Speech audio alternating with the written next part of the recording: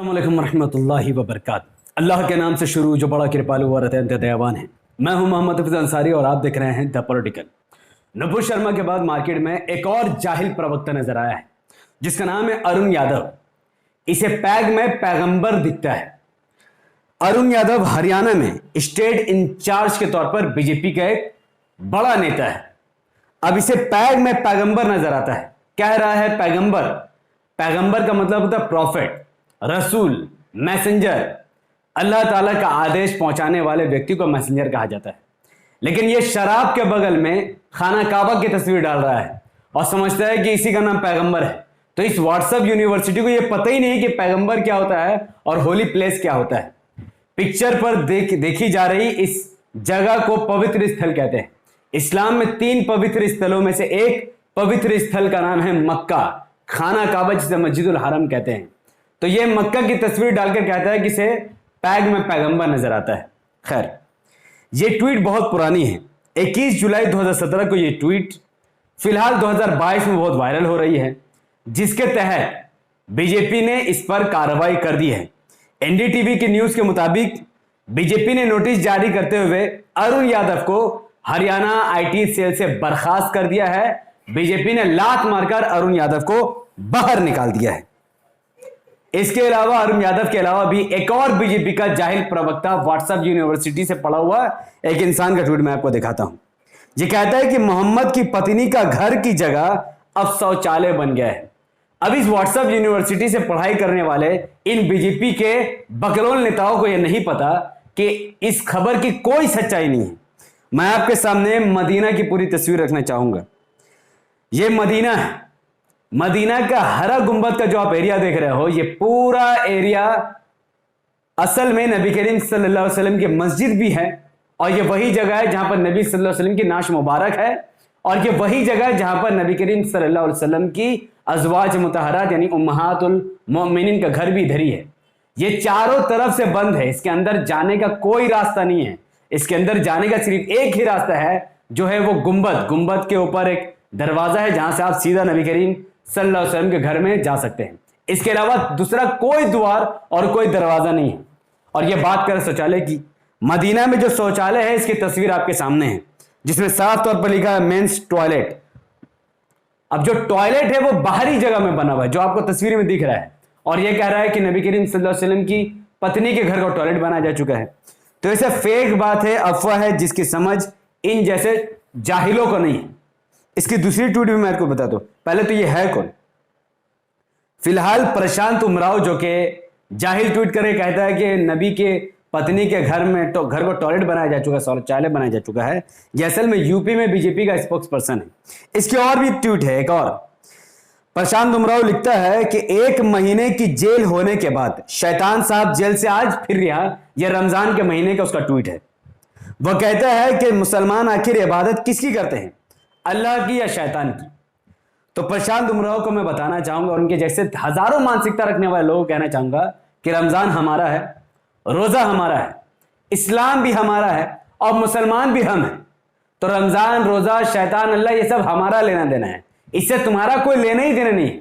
और हम तो अल्लाह की बात करते हैं, शैतान की बात कौन करता है? वो तो पूरी दुनिया देख रही है। और इसकी तीसरी ट्वीट देखिए, 10 अगस्त 2013 का ये ट्वीट है जो फिलहाल वायरल हो रही है और उस पर बड़ा एक्शन भी लिया जाएगा। ये कहता है कि कल मुझे कुत्ते का पिल्ला मिला, भटकता हुआ, उसे पाल लिया है, उसका नाम मोहम्मद रखा है क्योंकि ईद के दिन मिला था ना। मोहम्मद नाम से इनको इतना चिढ़ क्यों है? इस बात की खबर मैं अभी आपको देता हूं।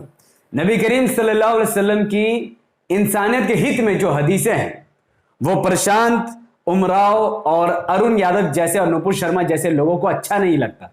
मैं नबी करीम सल्लल्लाहु अलैहि वसल्लम के हजारों हदीसों में से एक हदीस तमाम गैर मुसलमानों को बताना चाहूंगा, हमारे हिंदू भाइयों को और मुसलमानों को भी बताना चाहूंगा। नबी करीम सल्लल्लाहु अलैहि वसल्लम फरमाते हैं कि मुसलमान वो है जिसकी जबान और जिसके हाथ से मुसलमान महफूज रहे। यानी मुसलमान वही अच्छा माना गया है जो किसी दूसरे मुसलमान को तकलीफ नहीं देता। लेकिन मोमिन वो है जिससे लोग अपनी जानों और मालों के बारे में बेखौफ और पुरअमन हो जाते हैं। मुसलमान से बड़ा कैटेगरी होता है मोमिन, मुसलमान से बड़ा दर्जा होता है मोमिन। और मोमिन वो है जो ना किसी को तकलीफ पहुंचाता है और ना ही कोई इंसान उसके बारे में अपने दिल में डर रखता है। यानी ऐसे इंसान को मोमिन कहते हैं। मुसलमान से भी ऊपर मोमिन वो इंसान है जिससे इंसान खुश हो जाता है, उसको देख के इंसान परेशान या घबराता नहीं। तो इंसानियत के लिए ऐसी हदीसें नबी करीम सल्लल्लाहु अलैहि वसल्लम ने बताई है और इन हदीसों को ये लोग मानते नहीं है। ये लोग शराब, जुआ, अड्डाबाजी करने वाले लोगों को पसंद है, तो मोहम्मद इनको काहे के लिए अच्छा लगेगा। खैर, अखिलेश यादव पर कुछ ही दिन पहले, अब मैं इसको अखिलेश यादव से क्यों जोड़ रहा हूं, सुनिए। अखिलेश यादव ने कुछ ही दिन पहले नुपुर शर्मा को लेकर कहा था कि सिर्फ मुख को नहीं बल्कि शरीर को भी माफी मांगनी चाहिए और देश में अशांति और बिगाड़ने की सजा भी मिलनी चाहिए। नुपुर शर्मा को लेकर अखिलेश यादव ने यह रिमार्क अपने सामने रखी थी। इस ट्वीट पर महिला अध्यक्ष इतनी भड़क गई, कौन भड़की? नेशनल कमीशन फॉर वुमेन इतनी भड़क गई। ये लोग, ये महिलाओं के जो रक्षण बनी फिरती है, ये जो नेशनल कमीशन फॉर वुमेन है, ये लोग एफआईआर की डिमांड करने लगी। तो अखिलेश यादव अगर नुपुर शर्मा के बारे में इतना ही ट्वीट करे तो इस पर एफआईआर की मांग उठ रही है। तो मैं उन नेशनल कमीशन फॉर वुमेन से सवाल करना चाहूंगा, उनके अध्यक्ष और उनमें काम करने वाले मेंबरों से, कि आप अरुण यादव को क्या कहोगे और उन पर आप एफआईआर दर्ज क्यों नहीं करवाते? अरुण यादव कहता है कि मोमिनों को जितना दर्द सरकार ने इन 8 सालों में नहीं दिया है, उतना दर्द सलमा को हर साल बच्चा देने में भी होता है। मुस्लिम औरतों के खिलाफ इतनी अभद्र टिप्पणी करने वाला अरुण यादव पर मुस्लिम वुमेन कमीशन जरा सा भी ध्यान नहीं दी, उनको कोई मतलब ही नहीं है। क्यों? क्योंकि अरुण यादव बीजेपी का आदमी है और अखिलेश यादव बीजेपी का आदमी नहीं है, तो उस पर कार्रवाई हो जाएगी।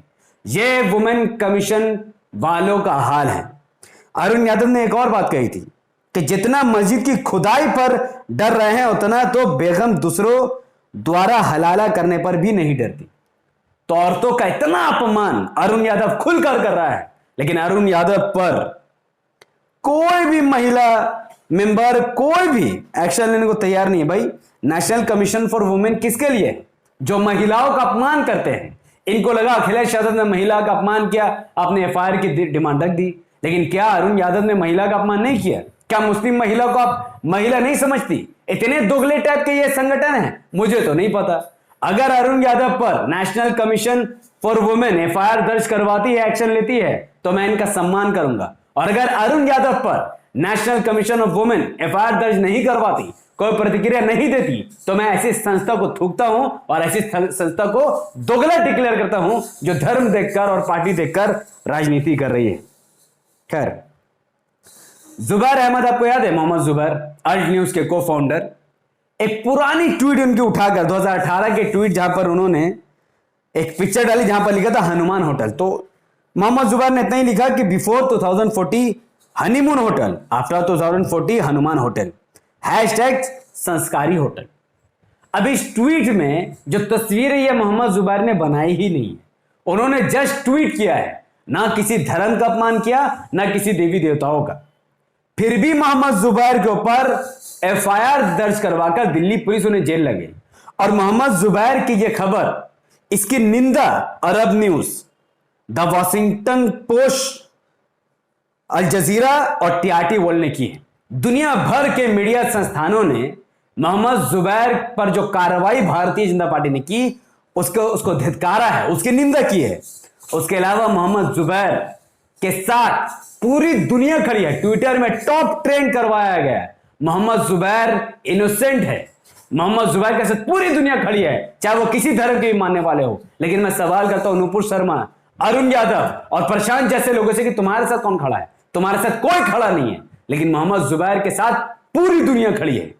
और अच्छी बात तो यह है कि मोहम्मद जुबैर को 5 दिनों की अंतरिम जमानत भी मिल चुकी है, क्योंकि मोहम्मद जुबैर ने कोई गलत नहीं कहा, किसी का अपमान नहीं किया। अगर किया है तो सजा दो।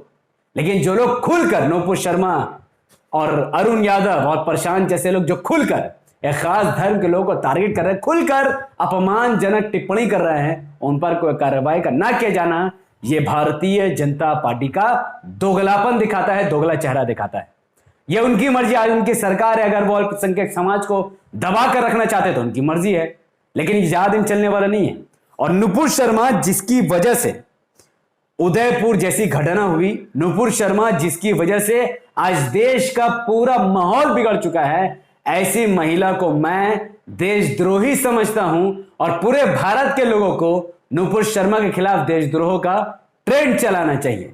अगर आप सब भी मानते हैं कि उदयपुर जैसी घटना कभी ना होती है अगर नुपुर शर्मा ऐसी वाहियात बयान ना देती, तो आप सब इस वीडियो को जितना ज्यादा हो सके उतना ज्यादा फैलाइए, लाइक कीजिए, शेयर कीजिए, कमेंट कीजिए कि आप नुपुर शर्मा को देशद्रोही समझते थे, हां या ना।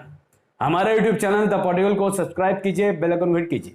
अगर आप सब इस वीडियो को हमारे Facebook channel the political news पर देख रहे थे तो इसे लाइक और फॉलो जरूर करें, 5 बड़े ग्रुप में शेयर कीजिए, मुझे अपनी दुआ में याद रखें और मुत्तहिद होकर AIMIM का साथ दे। बहुत बहुत शुक्रिया। अस्सलाम वालेकुम रहमतुल्लाहि व बरकातहू। अल्लाह के सलाम रहमत व बरकात आप तमाम भाई और बहनों पर हो। मे अल्लाह बी पीस अपॉन